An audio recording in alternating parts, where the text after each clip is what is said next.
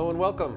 I'm James Milan and I'm here with Danny Factor, who is the Green Rainbow candidate for Secretary of the Commonwealth. Thanks for coming in to talk to us. It's a pleasure to be here. And first thing we're going to do is review the format today. This will be a live-to-tape interview, and what that means is that there will be no edits once we begin. There was no pre-screening of questions, and the answers will be limited strictly to 2 minutes each.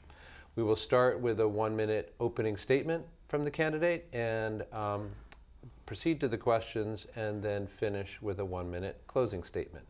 So, Mr. Factor, we invite you to give an opening statement. Thank you. My name is Danny Factor. I'm the Green Rainbow Party candidate for Secretary of the Commonwealth. Tell you a little bit about myself. I'm an activist. I'm a public interest attorney. I live in Acton, where I have a family. I'm running for Secretary of the Commonwealth because the political corporations division, which is one of the main divisions, is the corporation, the division that should be stamping out corporate greed all over Massachusetts. It's not doing that right now. The Secretary's office also has the elections division. The elections division should be having free and fair elections. It should be encouraging contested races, and that's not happening either. You know, I believe that every single person deserves dignity and respect, and that means they should be represented. We can do a much better job here in Massachusetts. Thanks very much. So we're going to start right in on the questions now, and I'm sure I don't need to remind you, but I will anyway, that you'll be restricted to 2 minutes for each of your answers. Yes. And to begin with, and I know you already touched on this a little bit, but why should Massachusetts voters care about who serves as Secretary of the Commonwealth? Well, they should care because one of the major things that the Secretary's office does is regulate our elections. That means is that if the Secretary is not doing a good job, we don't have free and fair elections. If we take a look at Secretary Galvin, who's been in office for 20 years now, he basically sat there while our clean elections law that the people voted for back in 2003 was dissipated by a voice vote. He has, in regard to elections, presided over an unprecedented amount of uncontested elections. In other words, 60% of the state rep races right now are uncontested. I would contend, and the Green Rainbow Party would contend, that that's not democracy. We want to have a healthy democracy where we have multiple parties expressing, all the different types of views that people have, and that's not happening right now in Massachusetts. Another reason that people should vote outside the system, vote for the Green Rainbow Party, is that we need to get the money out of politics. And the Secretary's office can play a tremendous role in that because the Secretary's office regulates the securities companies, is in charge of the corporations division. We have to think about ending corporate greed. We need to be encouraging different types of business entities, such as cooperative ownership, for example. We need to get the money out of politics. We need to stop corporate influence. All right, thank you very much. And I know that you, again, already touched on this to some degree, but next question is, what are the potential benefits of voting for an incumbent who has been Secretary of the Commonwealth for 20 years, as you stated, and what are the potential costs?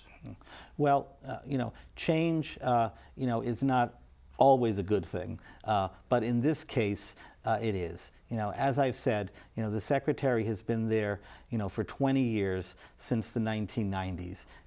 In that amount of time, we have not taken care of major issues that are affecting people in Massachusetts. Let me point out a couple. And these are issues that a lot of Democrats and Republicans don't want to talk about. One of them is poverty. The state likes to paint a rosy picture of how the economy is going, but the truth of the matter is that in dozens of communities around Massachusetts, we have unemployment rates, when you include the amount of people who are underemployed, in other words, they're only able to find part-time work, for example, or they're not able to find living wage work, we have more than 20% of people in Massachusetts not being able to make a living. And the way that our state's policy right now, looks to attempt, they say they're trying to help people, is to give giveaways to corporations, to the Fidelity Corporation, to create jobs, only to have those jobs go away and leave the state. So we need to have policies that that are bold, that can combat poverty, that can eliminate poverty. People have created poverty, and people can eradicate poverty. The same goes with climate change as well. We're not doing enough to regulate corporations that are polluting and that are creating carbon that is contributing to to climate change. And we have to switch to renewable energy fast. Thanks very much. The Better Government Association and National Freedom of Information Coalition has given Massachusetts a grade of F for transparency of public records. If you were Secretary of the Commonwealth, how would you improve government transparency and responsiveness? I'm glad you mentioned this. This is such an important issue because this comes down to the fact as to whether we are a democracy or not.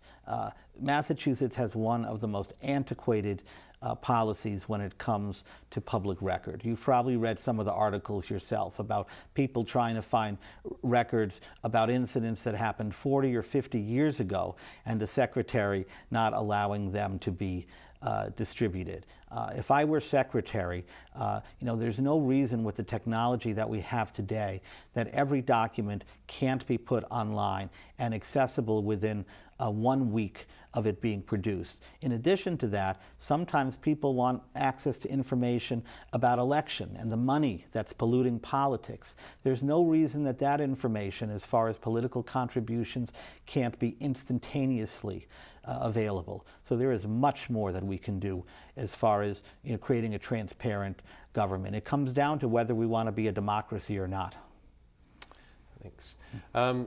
What are the You're going to like this one too, I think. But what are the biggest issues facing elections in Massachusetts, and what policy priorities would you support to address those issues? Well, right now, we make it too difficult for political parties to form.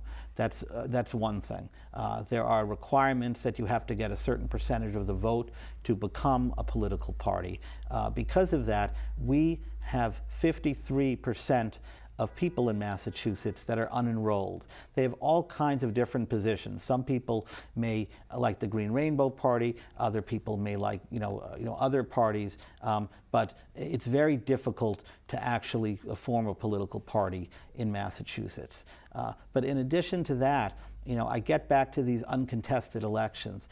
How can people stand for the fact that 60% of the time, we're not even having elections in Massachusetts? The Secretary of the Commonwealth should be the person who should be making the clarion call. He should be finding ways to get people to run for office. Now, why is it, James, that people are scared to run for office? It's because of all the money in politics. They don't want to put up with a polluted system.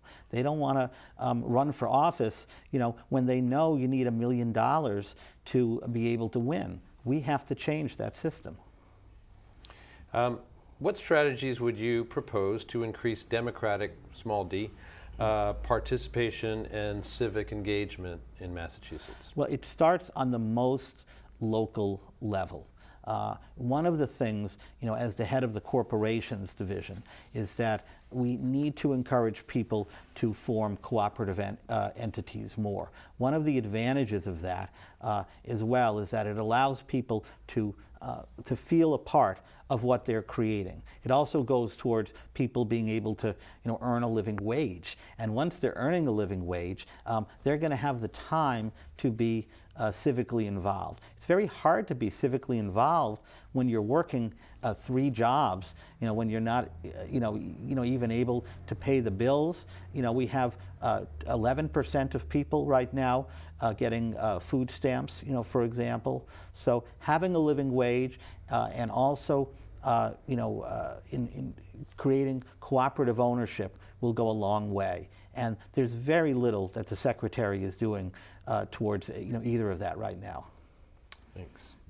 And if elected, what steps would you take to improve the office of the Secretary of the Commonwealth? Yeah. So, my 2 focuses are on the Corporations Division and the Elections Division.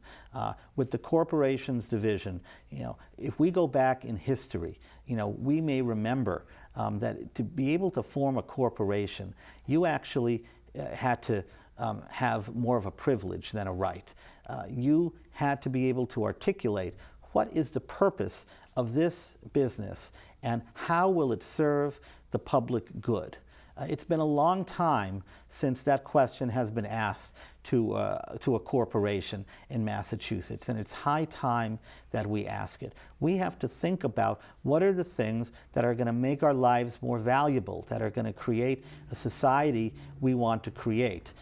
That's not going to happen by having a rule that says every legal purpose for a corporation should be allowed. It used to be that after getting the Secretary's stamp, that the legislature would have to do the chartering of the corporation. And even then, it was only allowed for 10 years. So we need to begin the process again by having a new type of inquiry. What types of businesses do we want in Massachusetts? Do we want to have a lot of weapons producers? Do we want to have a lot of polluters? Or would we rather have businesses that make bicycles and solar panels and things that are helpful for us towards our transition to renewable energy? Thank you. Speaking of questions to be asked, if you could ask the incumbent one question, what would it be and why? Well, the first question I would ask him is, will you come to Arlington in a week and sit down and meet both your opponents for the first time and have a conversation? Because part of democracy is debating. Only in a debate can you be asked questions and follow-up questions, and not have little 30-second sound bites. And I believe that if somebody's been in office for 4 years, let alone 20 years, like Secretary Galvin, they have the responsibility of defending their record publicly. And Secretary Galvin hasn't done that. Now, myself and my other opponent, Dave D'Arcangelo, the Republican, did something unprecedented. We wrote a joint letter together. We even created our own stationery and sent it to Senator Galvin, asking him to have a series of debates, to have a public discourse. We sent it to every address that existed possible. It was signed and received, and there's been absolutely no response. So the starting point with Secretary Galvin is, let's discuss the issues and be the type of person that is willing to defend your record. If not, what is it saying? Please give us an example of an issue that you and your opponents agree on, and 2 examples of issues on which you differ, and why your own positions would represent the best interests of the Commonwealth. Well, I think one thing that we agree on is that I'm not aware that any of the 3 of us have expressed any interest for higher office above the Secretary. And I do give Secretary Galvin credit. He's had some opportunities to run for higher office, and he's turned them down. The problem is what he's done then in the 20 years is he's sort of created an insulated fiefdom, so to speak. And that's not good, as well. But I do think, that he considers himself to be, a dedicated man, as is my opponent, Dave D'Arcangelo, as well. But I think the bigger differences between myself and both of my opponents is that the Green Rainbow Party is different. We're outside of the 2-party system. We're sick and tired of having money influencing politics. I don't think that if you're in a regulatory position, such as the Secretary of Commonwealth, that you should be receiving contributions, money from the very people that you're regulating. That's not right, and that needs to stop. One of the things that we do, all of the Green Rainbow Party candidates, we have very strict guidelines, much stricter than the state guidelines. We do not take any money from lobbyists from for-profit corporations. We don't even take money from the officers of those corporations. And the reason that we don't do that is that that's just a back door where in a conference room, you can imagine a corporation saying, all the vice presidents, please give contributions to such and such campaign. So if you're an officer from a corporation that lobbies, you've had your influence already by lobbying. Don't pollute our election with your contribution. Thank you very much. And last question is, what strategies would you use for working with members of other parties, as we've been talking about, and with others of opposing views, and what experience have you had implementing such strategies? That's a great question. What the Green Rainbow Party represents ultimately is respect for democracy. And that means that every single person deserves dignity, respect, and love. And when I say everyone, I mean everyone. I mean regardless of your race, regardless of your ethnicity, regardless of your age, regardless of your gender, regardless of your sexual orientation, regardless of your gender identity, regardless of whether you are a documented or undocumented immigrant, and regardless of whether you are a prisoner or free. Every single person matters. Even if they're different from you, they matter. And we need to learn to work with everyone in this world. Thank you very much. And in fact, that closes the series of questions. And we invite you to give a closing statement. Thank you. Change needs to happen. I think most people know that. I think most people are dissatisfied with the political system as it is right now. They're sick and tired of the money in politics. They're sick and tired of corporations controlling our lives. They're sick and tired of going to the voting booth and seeing that they only have one person to vote for. So again, my name is Danny Factor. I'm running for Secretary of the Commonwealth, and we here in the Green Rainbow Party think outside the box. We want to raise the types of issues that aren't being raised by politicians, to talk about poverty, to talk about climate change, to let other views into the system and create a real democracy. That means that we need to make big changes to our elections division in the Secretary's office. We need to make very big changes about what we think a corporation is and should be. Okay, sorry to cut you off right here at the end, but we do want to thank Mr. Factor for coming in and participating in our conversation today. And please make your own voice count by voting in the election on November 4th. For Arlington Public News, I'm James Milan. Thanks for joining us.